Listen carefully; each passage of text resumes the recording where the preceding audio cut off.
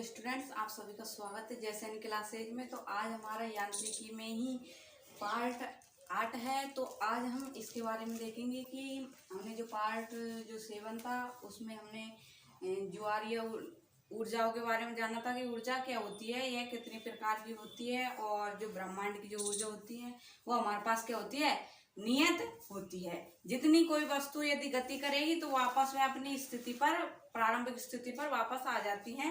तो ब्रह्मांड की जो कुल ऊर्जा होती है वो हमारे पास क्या होती है, नियत या संरक्षित रहती है। ऊर्जा को न तो हम नष्ट कर सकते हैं और न ही उसका निर्माण किया जा सकता है। ऊर्जा को केवल हम एक रूप से दूसरे रूप में स्थानांतरित कर सकते हैं, रूपांतरित कर सकते हैं। तो हमने ऊर्जा के बारे में देख रहे थे। तो आज हमारी जो नेक्स्ट ऊर्जा है वो हमारे पास क्या है, ज्वारीय ऊर्जा है। तो ज्वारीय ऊर्जा क्या होती है, जैसे आप सभी ने देखा होगा कि जो समुद्र होते हैं उनमें जो जल का बहाव या उतार चढ़ाव होता है उसे हम क्या कहते हैं, ज्वार भाटा कहते हैं। ज्वार का मतलब पानी का ऊपर और भाटा का मतलब नीचे गिरना। तो ज्वार भाटा, हमारे पास जो ज्वारीय ऊर्जा होती है वो ज्वार भाटा से रिलेटेड होती है कि जब जो पृथ्वी पर स्थित जो पानी है वो चांद व सूर्य के जो गुरुत्वाकर्षण बल के कारण जब उस पर बल लगता है तो पानी का ये समुद्र में उतार चढ़ाव होता है। तो ज्वार भाटा के कारण उत्पन्न होने वाली ऊर्जा हमारे पास क्या कहलाती है, ज्वारीय ऊर्जा कहलाती है। इसी प्रकार हमने गतिज ऊर्जा देखी थी, स्थितिज ऊर्जा देखी थी। ज्वार भाटा क्या होता है, तो जब पृथ्वी पर उपस्थित पानी पर चांद तथा सूर्य के गुरुत्वाकर्षण बल लगता है तो जो ज्वार भाटा की जो हमें स्थिति दिखाई देती है वो सूर्य तथा चांद का जो गुरुत्वाकर्षण बल होता है इसके कारण ज्वार भाटा उत्पन्न होता है। तो ज्वार भाटे की जो स्थिति होती है वो भी हमें दो प्रकार की दिखाई देती है कि निम्न ज्वार भाटा और उच्च ज्वार भाटा। निम्न जो ज्वार भाटा होता है, इससे पहले हम उच्च ज्वार भाटे की देख लेते हैं कि उच्च ज्वार भाटा कब आता है। तो उच्च ज्वार जो आता है वो हमें क्रेशन पक्ष को दिखाई देता है। उच्च ज्वार की जो घटना होती है, इस जो उच्च ज्वार जब हमें दिखाई देता है जब सूर्य और पृथ्वी तथा चंद्रमा यह तीनों क्या हो जाते हैं, एक ही सीध में हो जाते हैं, तब उच्च ज्वार की घटना दिखाई देती है।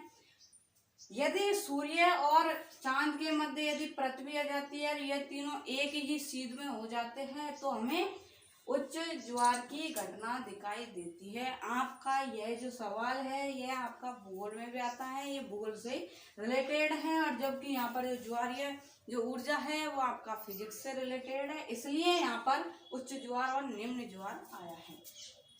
तो जब सूर्य, पृथ्वी तथा चांद एक ही दिशा में हो जाते हैं तो हमें उच्च ज्वार की घटना हमें दिखाई देती है। नेक्स्ट देखते हैं हम कि जो निम्न ज्वार आता है वो हमें कब दिखाई देता है। तो जो निम्न ज्वार की जो घटना होती है वो हमें शुक्ल पक्ष को दिखाई देती है। और निम्न ज्वार में क्या होता है कि जो सूर्य और पृथ्वी के यदि लंबवत चांद आ जाता है तो हमें निम्न ज्वार की घटना दिखाई देती है। तो सूर्य और पृथ्वी के जब लंबवत यदि चांद आ जाता है तो निम्न ज्वार आता है। इसमें जो पानी का जो उतार चढ़ाव होता है वो कम होता है, जबकि जो उच्च ज्वार में जो पानी का उतार चढ़ाव होता है यह बहुत अधिक होता है। नेक्स्ट चलते हैं कि जो हमारी अगली ऊर्जा है वो हमारी क्या है, पवन ऊर्जा। तो भारत में सर्वाधिक जो पवन ऊर्जा संयंत्र है वो हमारे कहाँ पर स्थित है, वो तमिलनाडु में स्थित है। जब यदि हवा चलती है तो उससे भी हमें ऊर्जा प्राप्त होती है और ऊर्जा प्राप्त होती है। और यह जो पवन ऊर्जा के लिए हम पवन ऊर्जा का निर्माण करने के लिए जो हम षड्यंत्र लगाते हैं वो जो सर्वाधिक कहाँ पर स्थित है, वो तमिलनाडु में स्थित है। जो सर्वाधिक जो पवन ऊर्जा संयंत्र तमिलनाडु में स्थित है। इसके बाद हम देखते हैं कि जो पवनों का शहर किसे कहा जाता है। तो पवनों का शहर हम डेनमार्क को कहते हैं। तो पवनों का शहर डेनमार्क को कहा जाता है। आपसे जो पवन ऊर्जा है इसमें इससे ज्यादा आपसे नहीं पूछा जाएगा। इतना ही पूछा जाएगा कि जो पवन ऊर्जा जो षड्यंत्र है वो सर्वाधिक कहाँ पर है। तो जो पवन ऊर्जा जो षड्यंत्र है वो सर्वाधिक कहाँ पर है, तमिलनाडु में स्थित है। या पवनों का शहर किसे कहा जाता है, तो पवनों का शहर डेनमार्क को कहा जाता है। इसके बाद हम नेक्स्ट चलते हैं कि जो पवन ऊर्जा जो षड्यंत्र है इनमें क्या होता है। जब पवन ऊर्जा षड्यंत्र, इसमें पवन ऊर्जा को किसमें बदलते हैं, विद्युत ऊर्जा में बदलते हैं। आप सभी ने देखा होगा कि जब पवन ऊर्जा षड्यंत्र लगते हैं तो हम 3 पंखुड़ियों वाला एक पंखा लगाते हैं और यह कितनी मीटर ऊंचाई पर स्थित होता है, यह 15 से 20 मीटर की ऊंचाई पर यह स्थित होता है। जब यह जो पवन ऊर्जा है जब हम जब पंखा लगाते हैं तो वो जब पवन के वेग से वो घूमता है तो हम नीचे एक डायनेमा या जनित्र ये लगाते हैं, जिससे हमें जो पवन ऊर्जा को हम किस में बदल देते हैं, विद्युत ऊर्जा में बदल देते हैं। तो जो पवन ऊर्जा षड्यंत्र का उपयोग किस लिए किया जाता है, तो यह पवन ऊर्जा को किस में बदलता है, यह विद्युत ऊर्जा में बदलता है पवन ऊर्जा षड्यंत्र। और जो पवन ऊर्जा जो षड्यंत्र है वो सर्वाधिक कहाँ पर स्थित है या सर्वाधिक कहाँ पर पाए जाते हैं, तो वो हमें तमिलनाडु में पाए जाते हैं और पवनों का शहर हम डेनमार्क को कहते हैं। तो जो पवन ऊर्जा षड्यंत्र के लिए जो पंखे उपयोग में लिए जाते हैं वो 3 पंखुड़ियों वाले लिए जाते हैं तथा इनको कम से कम 15 से 20 मीटर की ऊंचाई पर लगाया जाता है। और जो पवन ऊर्जा जो षड्यंत्र है यह पर्यावरण के लिए हितैषी है, पर्यावरण के लिए हितैषी षड्यंत्र है।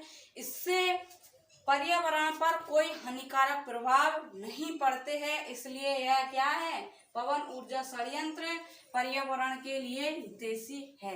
यह पर्यावरण को कोई हानि नहीं पहुंचाते। इसके बाद हम इसमें देखते हैं कि जो पवन ऊर्जा षड्यंत्र है वो पवनों का इसमें वेग कितना होता है, वो 15 से 20 किलोमीटर हावर होता है पवनों का इसमें वेग। इसके बाद हम नेक्स्ट देखते हैं सौर ऊर्जा। सौर ऊर्जा क्या होती है कि जैसे आप सभी ने देखा होगा कि बहुत जो कारखाने आदि होते हैं उनमें हम प्लेटों का प्रयोग करते हैं, सौर प्लेटें। तो सौर प्लेटों में क्या होता है कि सूर्य से आने वाली किरणों को वो अवशोषित कर लेता है, जिससे हमें ऊर्जा प्राप्त होती है। तो सौर ऊर्जा, सूर्य से प्राप्त होने वाली ऊर्जा को हम क्या कहते हैं, सौर ऊर्जा कहते हैं। जिससे हम अधिकतर आपने देखा होगा कि वर्तमान में सौर ऊर्जा का प्रयोग बहुत अधिक मात्रा में किया जा रहा है। जैसे रोड लाइट पर लगी हुई सौर लाइट में किसका प्रयोग किया जाता है, सौर ऊर्जा का उपयोग किया जाता है, जिससे सूर्य से आने वाली प्रकाश किरणों को अवशोषित कर लिया जाता है, जिससे हमारे बल्ब आदि जल जाते हैं। इसके बाद हम इसमें नेक्स्ट देखते हैं कि सौर तापीय षड्यंत्र। सौर तापीय षड्यंत्र में भी क्या होता है कि इसमें जो हमारे पास जो सौर ऊर्जा होती है इसे हम विद्युत ऊर्जा में परिवर्तित कर देते हैं। षड्यंत्र का मतलब यही होता है कि जो हमें मूल ऊर्जा है उसको हम विद्युत ऊर्जा या अन्य ऊर्जा में से एक्सचेंज कर सकते हैं। तो जो सौर तापीय जो षड्यंत्र होते हैं, इस षड्यंत्र में हम सौर ऊर्जा को हम किसमें एक्सचेंज करते हैं, हम इसे विद्युत ऊर्जा में बदलते हैं। इस जो सौर तापीय जो षड्यंत्र होता है, इस षड्यंत्र में हम परावर्तक दर्पण का उपयोग करते हैं तथा और लेंसों का भी इसमें उपयोग किया जाता है, क्योंकि जो परावर्तक जो दर्पण होते हैं यह जो सूर्य की जो किरणें हैं इनको अवशोषित कर लेते हैं और लेंस का भी कार्य क्या होता है, अवशोषित कर लेते हैं और कुछ प्रकाश किरणों को बाहर की ओर भेज देते हैं। तो जो सौर तापीय जो षड्यंत्र होता है यह सौर ऊर्जा को विद्युत ऊर्जा में बदल देता है। सौर जो तापीय षड्यंत्र होता है इसमें हम परावर्तक दर्पण तथा लेंसों का उपयोग करते हैं प्लेटों के रूप में। इसके बाद हम इसमें नेक्स्ट चलते हैं कि जो सोलर पैनल होते हैं इनमें जो प्लेट लगी होती है सोलर पैनल में वो चांदी या सिलिकॉन की लगी होती है जो बहुत महंगी होती है। तो सोलर पैनल होता है इसमें चांदी तथा सिलिकॉन की प्लेट लगाते हैं। इसके बाद इसमें नेक्स्ट चलते हैं कि इसमें शीशा संचायक बैटरी लगाई जाती है। सोलर पैनल होता है, इसमें हम शीशा संचायक युक्त जो बैटरी होती है उसका उपयोग करते हैं। जो सोलर पैनल होते हैं इनमें हम क्या करते हैं, सौर ऊर्जा को हम विद्युत ऊर्जा में परिवर्तित करते हैं। इसके बाद हम नेक्स्ट चलते हैं कि जो हमारे पास जो ऊर्जा से ही रिलेटेड है ऊर्जा संरक्षण का नियम। ऊर्जा संरक्षण के नियम में हम देखते हैं कि जो ब्रह्मांड की कुल ऊर्जा है वो हमारे पास से नियत या संरक्षित रहती है। न तो हम ऊर्जा को निर्माण कर सकते हैं न ही उसको नष्ट किया जा सकता है। सिर्फ ऊर्जा को हम एक रूप से दूसरे रूप में क्या कर सकते हैं, परिवर्तित या स्थानांतरित इसे कर सकते हैं। तो जो ऊर्जा संरक्षण का जो नियम होता है वो यही कहता है, न तो हम ऊर्जा को निर्माण कर सकते हैं न ही उसे नष्ट किया जा सकता है। तो यहाँ पर क्या है, इस नियम के अनुसार ऊर्जा को न तो हम नष्ट करते हैं और न ही ऊर्जा का उत्पन्न किया जा सकता है। इसे केवल हम एक रूप से दूसरे रूप में क्या कर सकते हैं, एक्सचेंज कर सकते हैं। इसे ही हम ऊर्जा संरक्षण का नियम कहते हैं। इसके बाद हम इसमें नेक्स्ट देखते हैं कि शक्ति पावर क्या होती है। तो जो हमारे पास जो कार्य करने की जो दर होती है उसे ही हम क्या कहते हैं, शक्ति कहते हैं। तो कार्य करने की दर कार्य बटे समय, हमारे पास शक्ति का क्या होता है, फॉर्मूला होता है। तो कार्य करने की दर, आपसे क्वेश्चन पूछ लिया जाता है डायरेक्ट कि कार्य करने की दर क्या कहलाती है, तो कार्य करने की दर शक्ति कहलाती है। शक्ति के हम मात्रक देखते हैं कि इसका एसआई मात्रक पद्धति में व एमकेएस मात्रक पद्धति में इसके मात्रक क्या होते हैं। तो जो शक्ति का जो एसआई जो मात्रक पद्धति में हम इसका मात्रक लेते हैं वो हमारे पास क्या होता है, वॉट होता है। इसके बाद हम एमकेएस पद्धति में देखते हैं कि एमकेएस पद्धति में इसका मात्रक क्या होता है। तो एमकेएस पद्धति में शक्ति का मात्रक जूल प्रति सेकंड होता है।